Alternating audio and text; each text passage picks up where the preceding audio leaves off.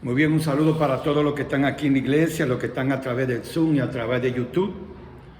Hoy nuevamente tenemos el privilegio de traer la palabra de Dios y les voy a permitir que me permitan orar para comenzar con el tema. Señor, gracias por tu amor y tu cuidado, ya todo está preparado aquí en la iglesia. Suplicamos la presencia de tu Santo Espíritu para que tú puedas poner palabras en mí que sirvan de pan espiritual para todo el que la va a escuchar. Toca también los corazones de la congregación. En el nombre de Jesús, amén. Bien, el tema lleva como título Vivir para Cristo. Y yo he traído en esta mañana un personaje que demostró en la Biblia lo que significa vivir para Cristo. Podríamos decir que él vivía en un ambiente muy cómodo, económicamente estaba bien, tenía el apoyo de toda la iglesia, pero llegó un momento en que él pensaba que el trabajo que estaba realizando era un trabajo para Dios. Y ustedes ven, Dios se coge tiempo con cada uno de nosotros. A veces pensamos que estamos haciendo la cosa bien delante de Dios y Dios se coge su tiempo hasta decirnos, no, hijo mío, así no es. Entonces, este personaje del que vamos a hablar nació en una familia pudiente, pudo estudiar con uno de los mejores profesores de la época, aprendió historia, aprendió teología, aprendió religiones y aprendió sobre todo el celo por la palabra de Dios. Entonces muchas veces el celo de nosotros por la palabra no es necesariamente el celo que Dios quiere que manifestemos. Por lo tanto, hoy vamos a estudiar la vida de un personaje que demostró con hechos lo que es vivir la palabra de Dios. En este mundo en el cual cada día tenemos que tomar decisiones, ya sean para bien o para mal, necesitamos tener la orientación de nuestro Señor. Porque a veces hacemos cosas pensando que le estamos haciendo bien y no tienen la aprobación de nuestro Señor. Cuando Dios nos llama a trabajar en su obra, ya el Señor ha hecho los planes necesarios para darte a ti los instrumentos que tú necesitas para hacer el trabajo que Él te ha encomendado. Entonces, vamos a hablar hoy de la vida del apóstol Pablo, un personaje que podríamos definirlo en dos etapas. La primera etapa, cuando él creció dentro de la religión de los escribas y fariseos, ahí estudió con Gamaliel, aprendió todo lo que necesitaba para ser un buen dirigente de la iglesia.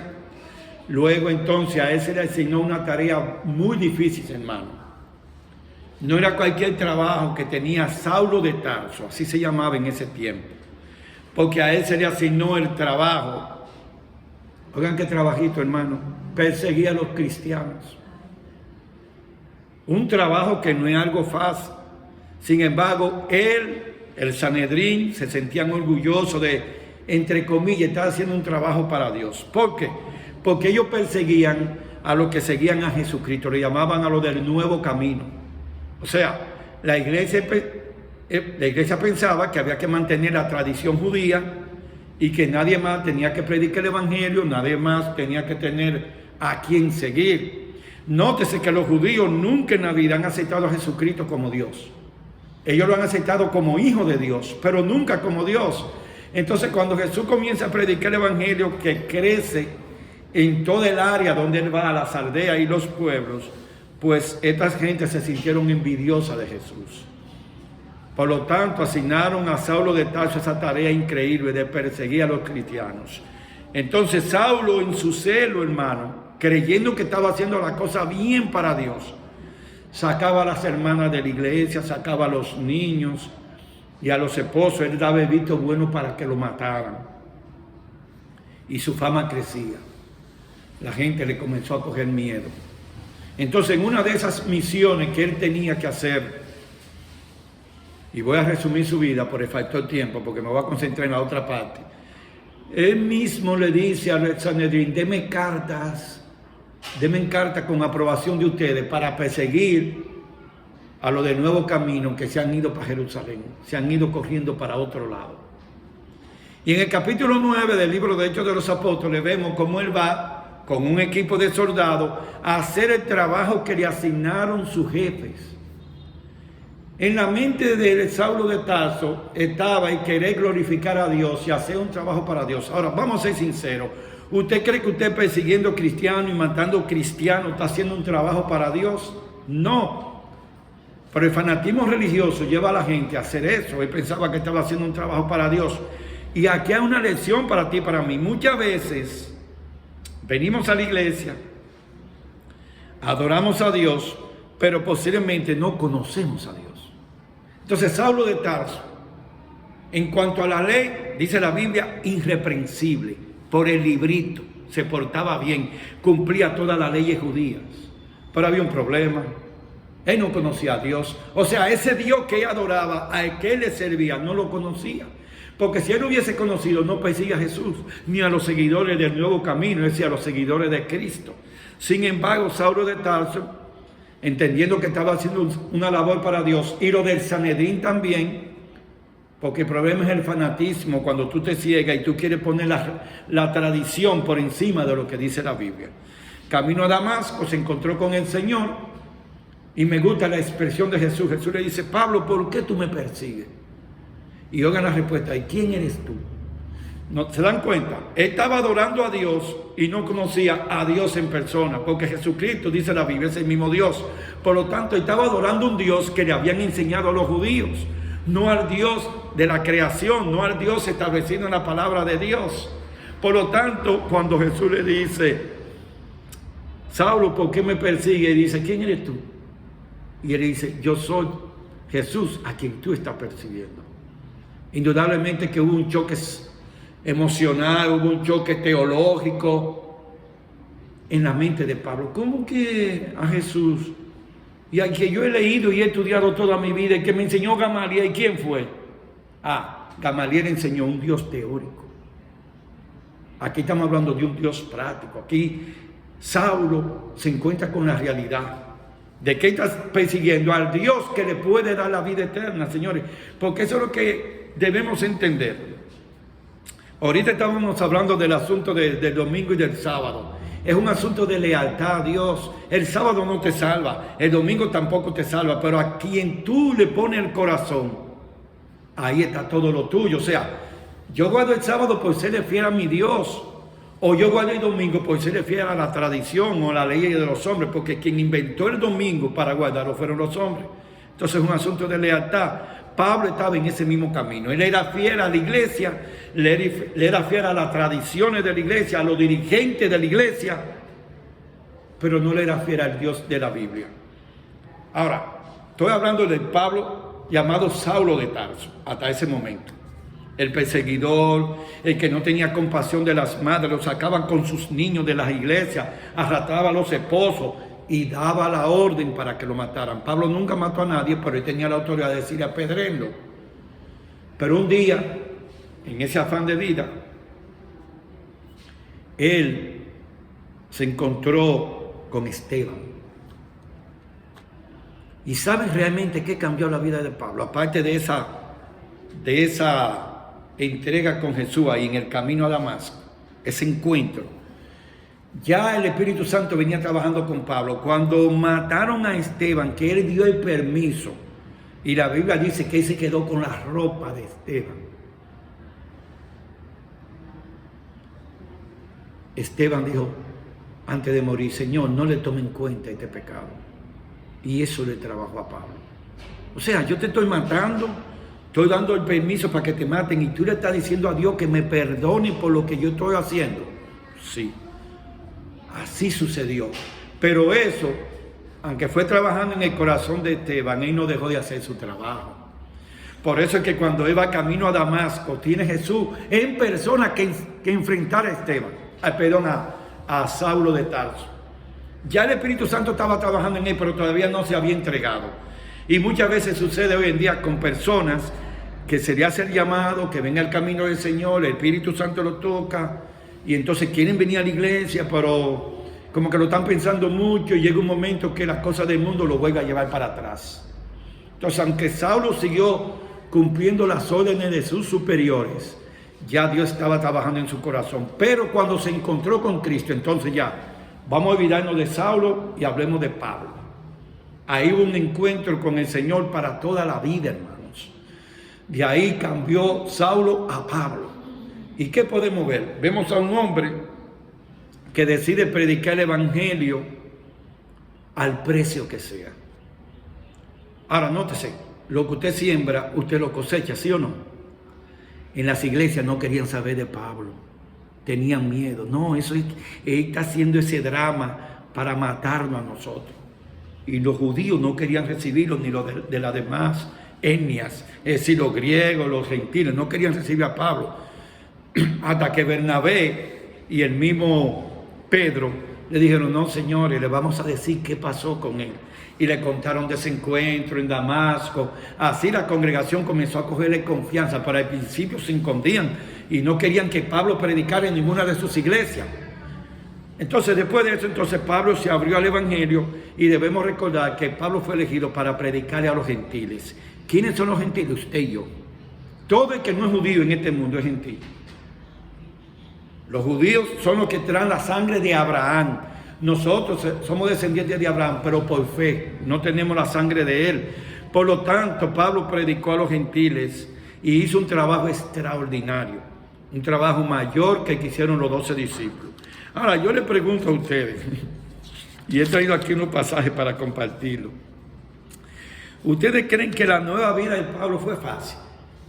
Buena vida llevaba él anterior.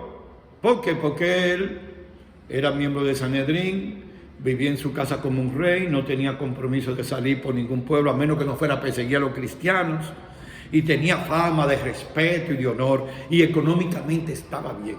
Ahora, cuando él se encontró con Cristo, le cambió la vida totalmente, y le voy a decir algunos pasajes, entre muchos, por lo que Pablo tuvo que pasar. De entrada, déjenme decirles que Pablo, toda su riqueza, la perdió en el evangelio. Yo diría que la invirtió, no perder, porque cuando usted invierte, los beneficios se los da el Señor. Entonces Pablo era un pastor que vivía predicando el evangelio y él se pagaba su propio pastorado. De su propio peculio, de su propio dinero, él pagaba sus viajes. Llegó una ocasión que se le acabó la fortuna. Entonces él se puso a trabajar, hacer calza de campaña para poder mantenerse. Aún así, vamos a ver qué más hizo Pablo por el evangelio de Jesucristo después que se convirtió. Escuchen esto, porque podemos estar dentro de la iglesia y no convertidos todavía. Pablo estaba en la iglesia, pero le faltaba ese toque de fe, le faltaba esa convención que el Señor le dio camino a Damasco. Entonces vamos al libro de Hechos de los Apóstoles. Vamos al capítulo 9. Voy a dar algunas pinceladas de algunas cosas que le pasó a Pablo. Hechos de los Apóstoles, capítulo 9. Vayan conmigo para que ustedes vean cómo le fue a Pablo después que se encontró con Jesucristo. Vamos a ver. Recuerden que camino a Damasco, el Señor se encuentra con él y a Pablo le pasó algo que no le pasa a todo el mundo. Pablo quedó ciego en ese encuentro con el Señor. Ahora, ¿qué dice el versículo 18?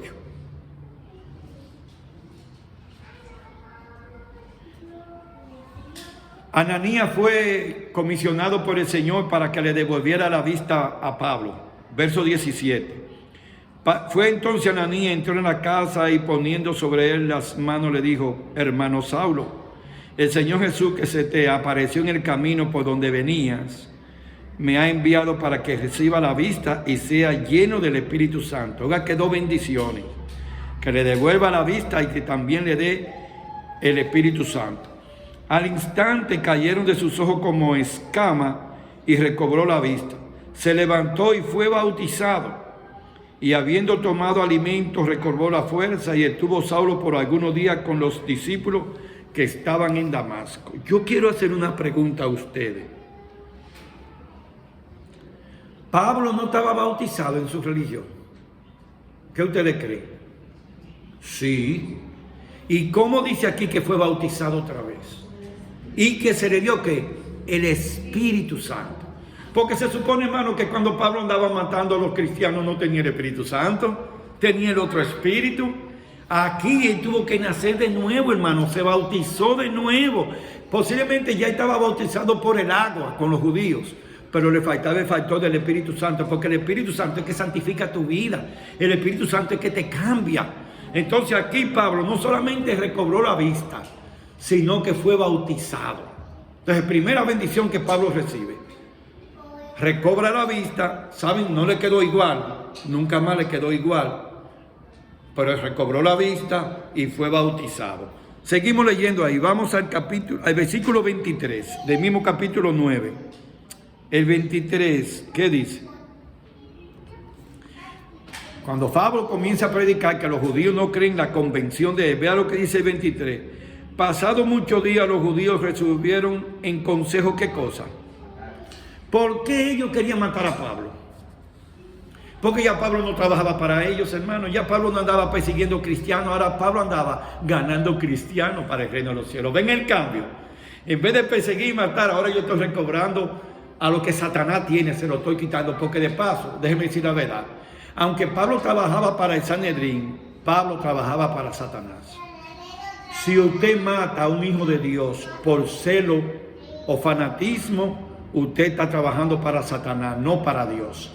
Pero aquí él está trabajando para Dios. Entonces los mismos judíos que eran amigos de él, que lo vieron crecer en su iglesia, ahora querían matarlo. ¿Por qué? Porque Pablo ya dejó la tradición de la iglesia, la tradición judía, y decidió predicar el verdadero evangelio. Pues dice aquí que los judíos querían matarlo por eso. Vamos al capítulo 13 de Hechos. Seguimos con la cronología de la vida de Pablo. Capítulo 13, verso 9.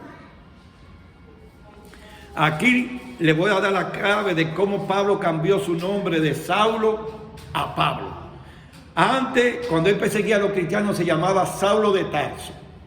Una vez que tiene el encuentro con Jesucristo, se le cambia su nombre y ahora se llama Pablo. Y aquí hay un mensaje para ti y para mí. Cuando nosotros tenemos un encuentro personal con Cristo, Cristo nos cambia el nombre, nos cambia la vida.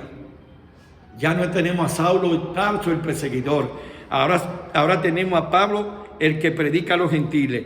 Y en capítulo 13, verso 9 dice: entonces Saulo, que también es Pablo, lleno del Espíritu Santo, fijando en él los ojos, le dijo, lleno de todo engaño y de toda maldad, hijo del diablo, enemigo de toda justicia, ¿no cesará de trastornar los caminos rectos del Señor? Ahora pues la mano del Señor está contra ti y quedarás ciego y no verás el sol por algún tiempo. Este castigo Pablo se lo dio a Elimas, que era brujo y que no dejaba que Pablo predicara el evangelio. Nótese cómo había progresado la vida espiritual de Pablo, porque ahora Pablo tenía el Espíritu Santo y tenía la autoridad para decirle a uno que estaba trabajando con Satanás: hijo del diablo, te vas a quedar ciego por un tiempo, porque ella estorbaba la obra de Dios. Entonces ven cómo va cambiando la vida de este mensajero del Señor. Vamos al versículo 50, verso 50 del capítulo 13. El verso 50 dice: pero los judíos instigaron a mujeres piadosas y distinguidas, a los principales de la ciudad, y levantaron persecución contra Pablo y Bernabé, y lo expulsaron de sus límites. Ellos entonces, saliendo, sacudieron los pies de aquel lugar y se fueron a Iconio, y los discípulos estaban llenos de gozo y del Espíritu Santo. Estos versículos que yo le estoy dando así de pincelada es para que ustedes vean lo que le costó a Pablo aceptar el desafío que el Señor le puso.